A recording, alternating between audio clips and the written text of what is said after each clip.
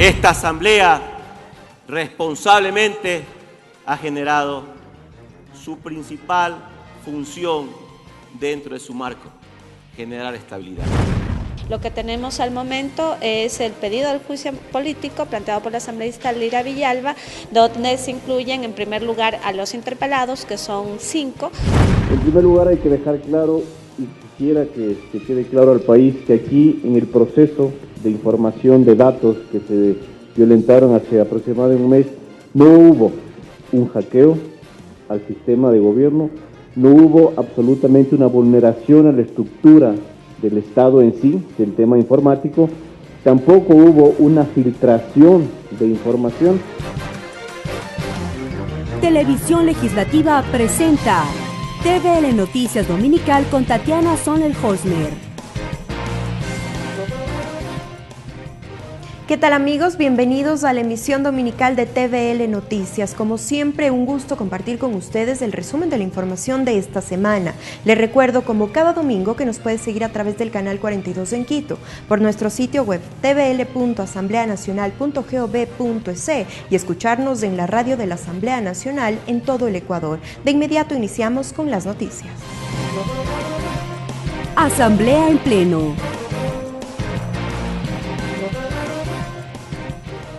La Asamblea Nacional condenó los actos de violencia y vandalismo registrados en el país y sobre todo en la ciudad de Quito entre el 2 y el 13 de octubre. Por otro lado, los legisladores dieron paso a la conformación de una comisión multipartidista para que fiscalice las medidas adoptadas durante la jornada de protestas.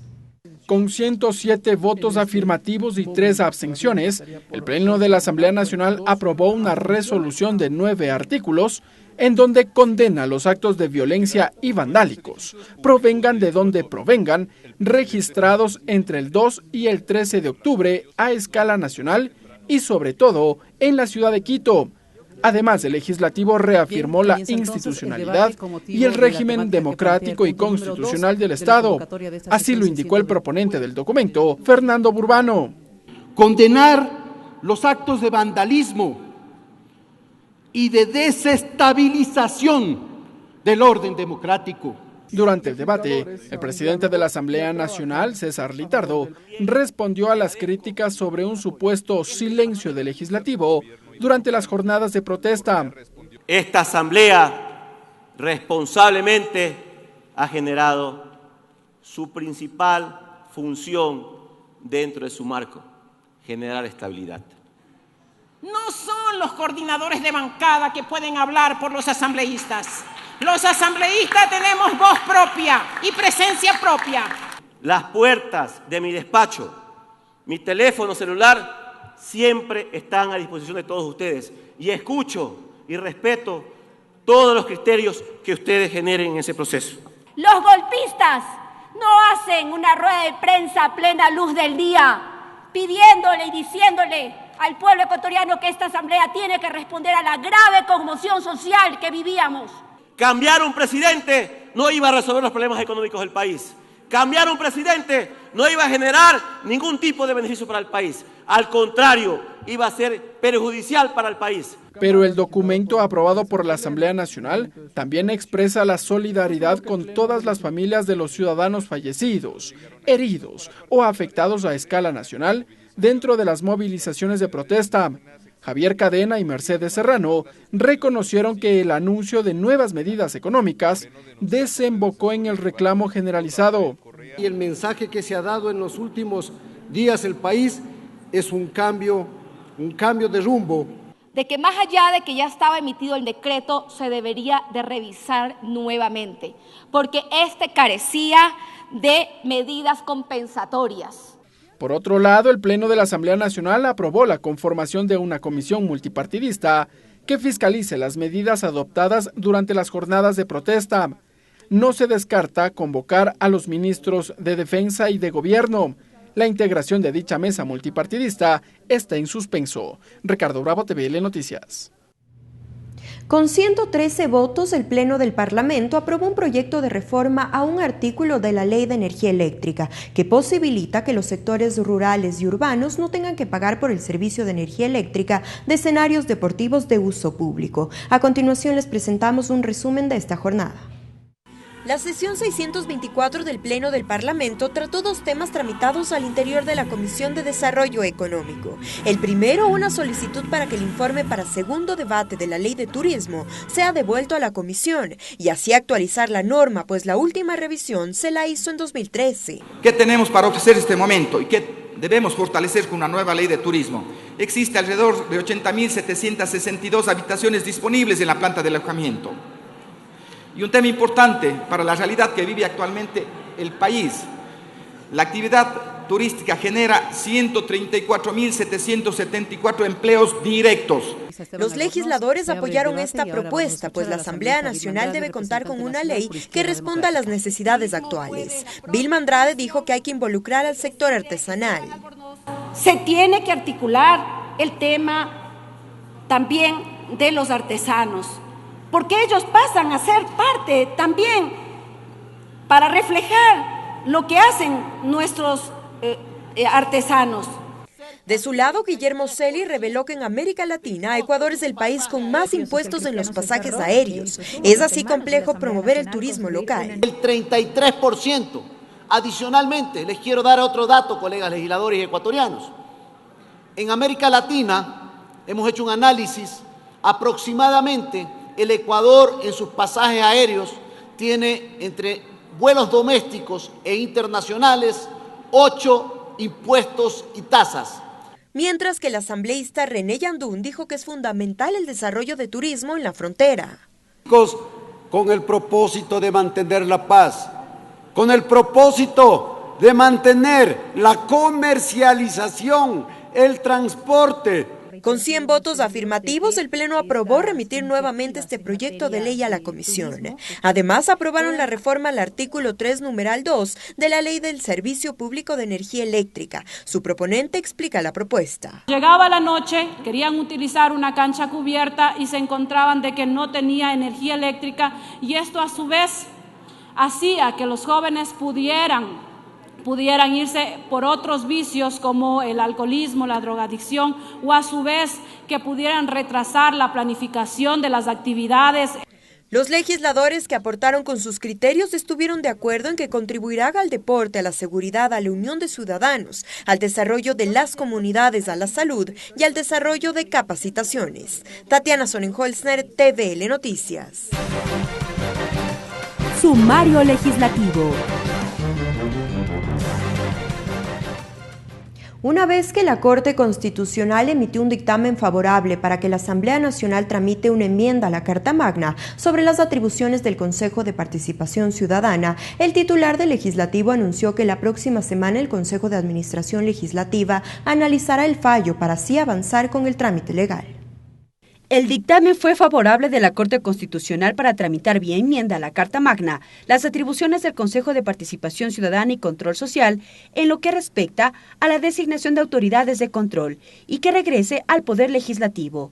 El presidente de la Asamblea, César Litardo, adelantó que el Consejo de Administración Legislativa el próximo martes definirá la creación de una comisión ocasional para su tratamiento. Establecido esto, lo que necesitamos entonces sería el día martes que el CAL aprueba la creación de una comisión que revise las enmiendas. Esta comisión hace un informe y el Pleno tiene que aprobarlo de primera instancia y luego de 11 meses nuevamente en un segundo pleno nuevamente aprobar este proceso. Con esa propuesta coincide el legislador Eliseo Azuero, pues considera que la Mesa de Justicia no debe tramitar la enmienda. No sea ninguna de las comisiones permanentes, sino una especial en donde concurran las voluntades de quienes sí queremos y sí debemos, en honor a nuestra función, darle una nueva oportunidad al Ecuador. ¿Pero qué implicaría la enmienda? Continuaría existiendo con dos atribuciones: lucha contra la corrupción y proceso de participación ciudadana y control social.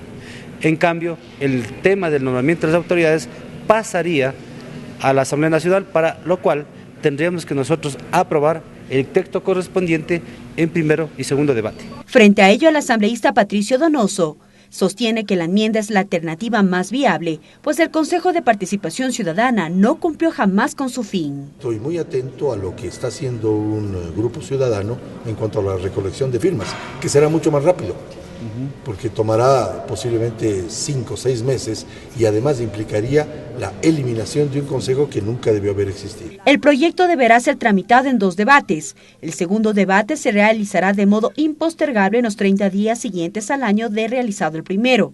La reforma solo se aprobará si tiene el respaldo de las 2/3 partes de los miembros de la Asamblea Nacional. Mariela Logroño, TVL Noticias. La Comisión de Fiscalización inició con el proceso de sustanciación de la solicitud de juicio político en contra de los exvocales del Consejo de la Judicatura Transitorio. De acuerdo al cronograma de la mesa legislativa, los exfuncionarios tienen 15 días para ejercer su derecho a la defensa, mientras que la proponente es la asambleísta Lira Villalba, presentará sus pruebas el 21 de octubre. La solicitud de juicio político es en contra de los 5 vocales del Consejo de la Judicatura Transitorio: Marcelo Merlo, Sobeida Aragundi, Aquiles Rigail, Angélica Porras y Juan Pablo Albán. La Comisión de Fiscalización de la Asamblea Nacional inició con el proceso de sustanciación del informe, indicó su titular, la legisladora Joana Cedeño. Lo que tenemos al momento es el pedido del juicio político planteado por la asambleísta Lira Villalba, donde se incluyen en primer lugar a los interpelados, que son 5, y adicionalmente también se incorporan algunos jueces de la Unidad Multicompetente de San Borondón. La solicitud de juicio político cuenta con el respaldo de 35 firmas y, según el texto, se los acusa de una presunta injerencia en la justicia. El asambleísta Fausto Terán recuerda que en julio de 2018, el entonces presidente del Consejo de la Judicatura Transitorio, Marcelo Merlo, decidió suspender a la jueza Paola de Los Ángeles Dávila, quien levantó la orden de prisión preventiva en contra del exministro Iván Espinel y la sustituyó por el uso de un dispositivo de vigilancia electrónica.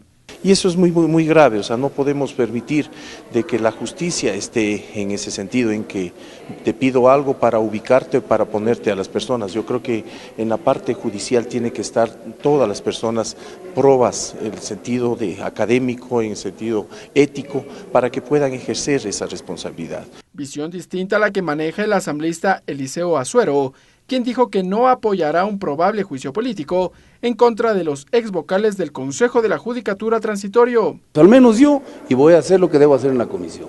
No vamos a permitir que se trate de mancillar el honor de gente que realmente ha trabajado en favor del país. De acuerdo al cronograma de trabajo aprobado por la comisión, se notificará a los exvocales con el inicio del proceso para que en el plazo de 15 días ejerzan su derecho a la defensa, mientras que la proponente del juicio político, la asambleísta Lira Villalba, acudirá a la Comisión de Fiscalización el 21 de octubre. Ricardo Bravo, TVL Noticias. En los próximos días, el Ministerio de Finanzas efectuará el primer pago de $2,000 a los maestros que se jubilaron entre los años 2008 y 2010. Representantes de los Ministerios de Educación y Finanzas explicaron el avance del cronograma de pagos en la Comisión Ocasional de Jubilados. Desde el próximo miércoles 23 de octubre, los maestros que se jubilaron entre el 2008, 2009 y 2010 recibirán hasta diciembre $2,000 mensuales, tal y como se acordó entre el Ejecutivo y los jubilados y en cumplimiento de la ley interpretativa. Los pagos se realizarán en función de las solicitudes que nos vayan llegando de los jubilados, 7.726 personas. Como les había indicado, este pago se va a realizar en función de la demanda que tengamos, o sea, dependiendo del jubilado que solicite, porque hay personas que están fuera de la ciudad, hay personas que han fallecido y los familiares aún no se han enterado, están actualizando la documentación. Para acceder al pago, los jubilados deberán entregar en los distritos zonales el certificado de la cuenta bancaria y el certificado del historial laboral del IES. Hay el presupuesto para todos los jubilados 2008, 2009 y 2010. El mecanizado que se lo saca en línea, ¿no es cierto?, no tiene ningún costo, o en una ventanilla del instituto. Y además, la cuenta actualizada es importante, porque necesitamos de estar seguros que el dinero se deposite en la cuenta del jubilado.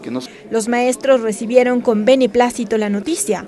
Sin embargo, solicitaron agilidad en los distritos de todo el país, pues aseguran que existen dudas sobre la validación de carpetas. A nivel de las zonales y los distritos, lamentablemente se está quedando represados una gran cantidad de documentos de los compañeros del 2008-9-10.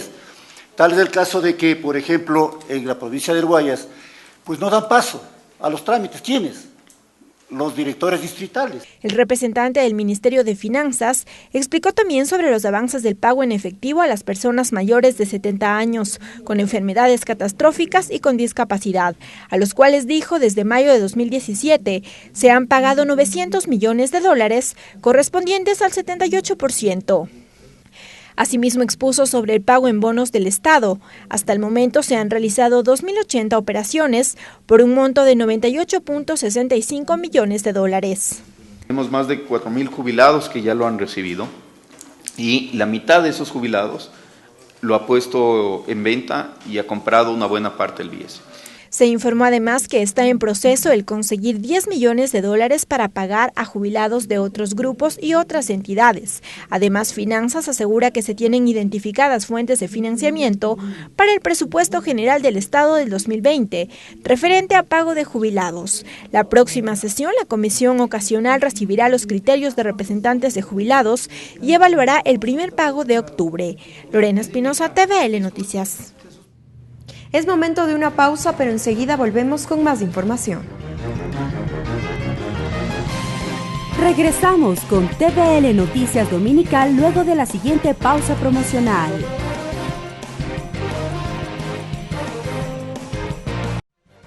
Sumario legislativo. Gracias por su sintonía. Continuamos con las noticias. La Comisión de Relaciones Internacionales de la Asamblea Nacional continúa con las investigaciones para determinar a los responsables por la filtración masiva de datos públicos de los ecuatorianos. El ministro de Telecomunicaciones, Andrés Michelena, detalló el contenido de este proyecto de ley, que es iniciativa del Ejecutivo, que busca proteger los datos de la ciudadanía. Las investigaciones de la Comisión de Relaciones Internacionales tienen como antecedente la resolución del Pleno de la Asamblea Nacional que contempla la comparecencia de la ministra de Gobierno, María Paula Romo, y del titular de Telecomunicaciones, Andrés Michelena, respecto de la presunta filtración de datos públicos, y fue el propio secretario de Telecomunicaciones, Andrés Michelena, quien detalló el proyecto de ley de protección de datos entregado por el Ejecutivo. En primer lugar, hay que dejar claro, y quisiera que quede claro al país, que aquí en el proceso de información de datos que se violentaron hace aproximadamente un mes, no hubo un hackeo al sistema de gobierno, no hubo absolutamente una vulneración a la estructura del Estado en sí, del tema informático, tampoco hubo una filtración de información. La directora nacional del Registro de Datos Públicos, Lorena Naranjo, explicó que se genera un sistema de seguridad para la protección de la información ciudadana. Este manejo incluye temas de seguridad, que es lo que nos convoca hoy, pero que lamentablemente en el país, si no hay una normativa que obligue o que exija su cumplimiento, no es priorizado por las distintas instituciones. Tendrá que proteger, dar un marco legal que proteja entidades financieras, que proteja comercio internacional, nacional. Por otro lado, la mesa legislativa abocó conocimiento del acuerdo de Escazú, cuyo propósito es garantizar la implementación plena y efectiva en América Latina y el Caribe de los derechos de acceso a la información. Ricardo Bravo, TVL Noticias. La Comisión de los Derechos de los Trabajadores todavía no elige a su presidente, esto tras la renuncia al cargo de la legisladora María José Carrión. Sin embargo, esta semana la mesa aprobó su cronograma de trabajo. A pesar de que la Comisión de los Derechos de los Trabajadores no elige al presidente o presidenta, los legisladores aprobaron el cronograma de trabajo para avanzar en el cumplimiento de la agenda legislativa de este periodo. Este mensaje de trabajo, este mensaje de que vamos, la comisión ya no está empantanada, la comisión está trabajando. Podemos esperar más, hay muchísimos meses perdidos, hay muchos proyectos de ley que están rezagados, se viene una reforma laboral. Ese creo que es el objetivo que todos perseguimos dentro de la comisión. La vicepresidenta Karina Arteaga funge como titular de la comisión hasta que se elija una nueva autoridad. Fausto Terán es uno de los nombres que se propone para este puesto. Los acuerdos siguen en firme, he tenido la semana anterior y en esta semana también un poco el pronunciamiento de las diferentes bancadas. bancadas en el que siguen dándome esa confianza, ese apoyo para que yo sea el presidente de esta comisión. Persona que apoyarán los legisladores de la bancada social cristiana, como explica Cristina Reyes. Consenso ni que generara credibilidad, esperábamos ahora poder elegir al nuevo presidente. Había sonado un nombre de consenso, que es el del asambleísta Fausto Terán. La Comisión de los Derechos de los Trabajadores sesionará doble jornada para avanzar en el tratamiento de los temas. Abordar todos los temas de reformas al Código de Trabajo y a la Ley de Seguridad Social que han quedado allí encajonados. Es importante que convoquemos a las autoridades, al ministro de Trabajo y al presidente del directorio para que nos explique algunos asuntos. Los temas que serán abordados con mayor urgencia tienen que ver con modificaciones en la designación de pensiones vitalicias para expresidentes y exvicepresidentes y también reformas a la Ley de Seguridad Social. Tatiana Sorenholzner, TVL Noticias. Hasta el 15 de noviembre, la Comisión Ocasional de Tránsito prevé aprobar el informe para segundo debate del proyecto de reformas a la Ley Orgánica de Transporte Terrestre y Seguridad Vial. La mesa legislativa se comprometió a sesionar todas las semanas hasta dejar listo este documento. El equipo asesor de la Comisión Ocasional de Tránsito presentó el cronograma de trabajo para aprobar el informe para segundo debate del proyecto de reforma a la Ley Orgánica de Transporte Terrestre y Seguridad Vial. Según el cronograma, el jueves 14 de noviembre se prevé la lectura y aprobación del informe para debate, pero para llegar a esa fecha, se propuso que la mesa legislativa apruebe 33 artículos en 6 sesiones, lo que generó cuestionamientos por parte de la asambleísta Ana Belén Marín. Porque nosotros debatiendo un artículo nos demoramos 3-4 horas. Pero nosotros, si nos convocamos el día miércoles 23 a las 8 de la mañana y tenemos sesión de comisiones a las 10 de la mañana, en 2 horas no vamos a debatir 33 artículos y menos los 9 artículos críticos. Según el equipo asesor, la Comisión de Tránsito deberá sesionar entre los días martes y jueves. Freddy Alarcón instó a los comisionados a reunirse los días lunes de cada semana y eventualmente los viernes cada 15 días. Es como cuando nosotros tenemos un equipo de fútbol, ¿no es cierto? Le damos un calendario de juego. Y yo como responsable de jugador me comprometo a asistir puntualmente, pues no le estoy llamando, oye, ven que ya toca jugar, ¿no es cierto? Eso es lo típico. Necesitamos recuperar el tiempo perdido. Y si tenemos que venir viernes, sábado, domingo, lunes, hay que venir y hay que tener este compromiso con el país.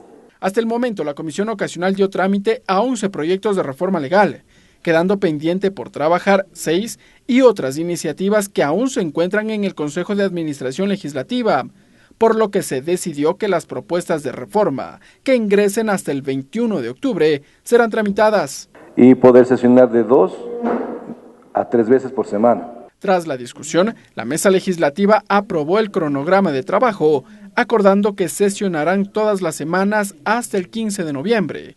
Fecha límite para aprobar el informe para segundo debate del proyecto de reformas a la ley que regula el tránsito y transporte terrestre en nuestro país. Ricardo Bravo, TVL Noticias. El Grupo Parlamentario Fronterizo avanza con el análisis del cumplimiento de la Ley de Desarrollo Fronterizo. En esta ocasión recibió a representantes del Ministerio de Salud Pública, quienes expusieron las acciones emprendidas en las zonas de frontera. La información recibida servirá para la construcción de un proyecto de reformas. Carmen Guerrero, viceministra de Salud Pública, indicó que en lo que va del 2019 en zona de frontera se han registrado 4 millones de atenciones. Explicó que una de las dificultades que atraviesan en las comunidades es el acceso a transporte para poder llevar a los pacientes que requieren atención emergente. Por ello se ha coordinado con otras instituciones para poder facilitar su traslado. Es un acuerdo entre Fuerzas Armadas, Policía. A veces también inclusive utilizamos aeronaves privadas para llegar a estos puntos y sacar a los pacientes. Sobre el acceso intercultural en áreas rurales, indicó que se implementan estrategias para captar a la población que tiene resistencia a la medicina occidental. Por ello también se han adaptado salas de parto cultural y se ha fortalecido la atención de partos en domicilio.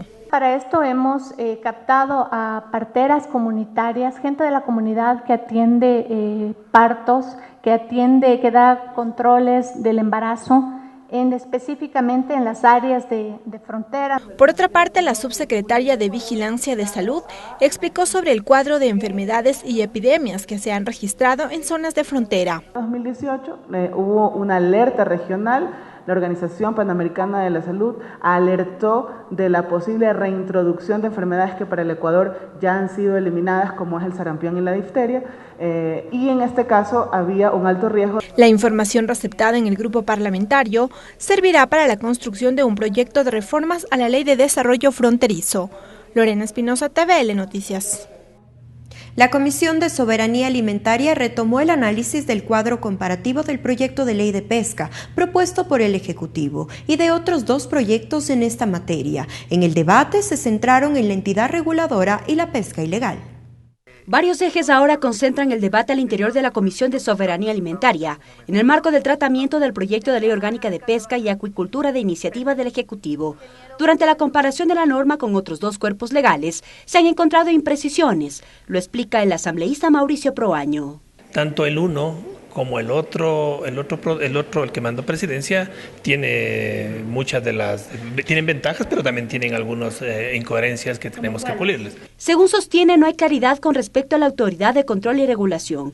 Por ello, según el legislador, es necesario que pueda ser independiente al Ministerio de Agricultura. Personalmente creo que siempre debe haber una agencia de regulación y control de agricultura y pesca que tiene que tener cierta autonomía, porque no puede alguien ser juez y parte en esta cosa. Tiene que haber cierta autonomía administrativa. Así también entró a discusión la pesca ilegal en el Ecuador no declarada, no reglamentada. Según información a nivel mundial, el 90% de las pesquerías están en riesgo, de las cuales el 31% están sobreexplotadas, el 58% plenamente explotadas y un 10% se extrae bajo su límite. Andrés Arens, director jurídico de Acuacultura y Pesca, explicó qué acciones se deberían emprender. Presentan problemas con las personas que no tienen autorización para ejercer la actividad y la ejercen de forma irregular. Para esto, todas las propuestas que hemos visto en esta comisión establecen sanciones ejemplificadoras para eliminar, en el caso de la pesca ilegal. Le preguntamos a Arens si la acuacultura tiene futuro en el país y él nos respondió. Es el sector de la economía con mayor crecimiento.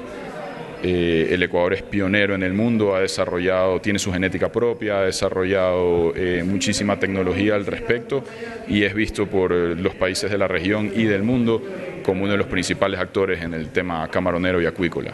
La comisión además presentó un cronograma de trabajo que arrancará con comisiones generales con expertos de la FAO, visitas a territorio. Se prevé la entrega del informe para primer debate a finales de noviembre. Mariela Logroño, TVL Noticias. Llegamos a la parte final de la emisión dominical de TVL Noticias. Gracias por su sintonía. Recuerde que nos vemos el próximo domingo. Televisión Legislativa presentó TVL Noticias Dominical.